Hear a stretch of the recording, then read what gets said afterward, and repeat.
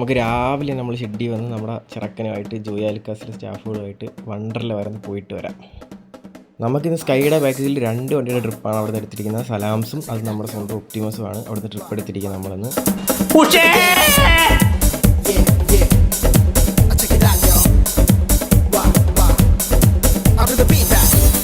അങ്ങനെ നമ്മൾ വണ്ടർലയിൽ എത്തി 2 വണ്ടിയും പാർക്ക് ചെയ്തിട്ട് നമ്മൾ ഓരോന്നങ്ങനെ എന്തോ ചെയ്യും എന്നുള്ള പ്ലാനിങ് വെക്കുക.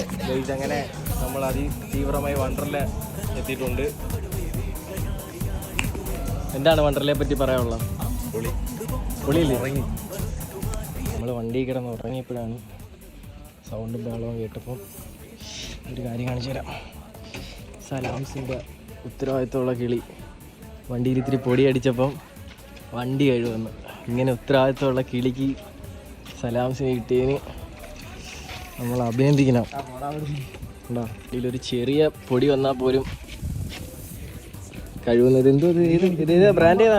പല്ലപ്പന്റെ ജെട്ടി കണ്ടടാ. അതെ,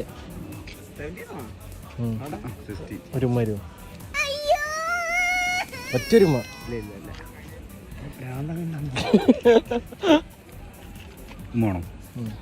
ഷെഫീൻ അറക്കൽ കിടക്കാൻ വേണ്ടി അങ്ങനെ നമ്മൾ വണ്ടർല വന്നിട്ട് എല്ലാവർക്കും കൂടി തറയിൽ പാവിരിച്ച് കിടക്കാനുള്ള സെറ്റപ്പാണ്. അങ്ങനെ നമ്മൾ സുഖം ഉറക്കമൊക്കെ കഴിഞ്ഞ് എണീച്ച് വന്നപ്പോൾ ദണ്ടട നമ്മുടെ സ്കൈയുടെ സ്വന്തം സാൻജോയെ കൊണ്ട് അഭിജിത്ത് വണ്ടി ഒഴിപ്പിക്കുന്ന രംഗമാണ് നമ്മൾ കാണേണ്ടി വന്നത്.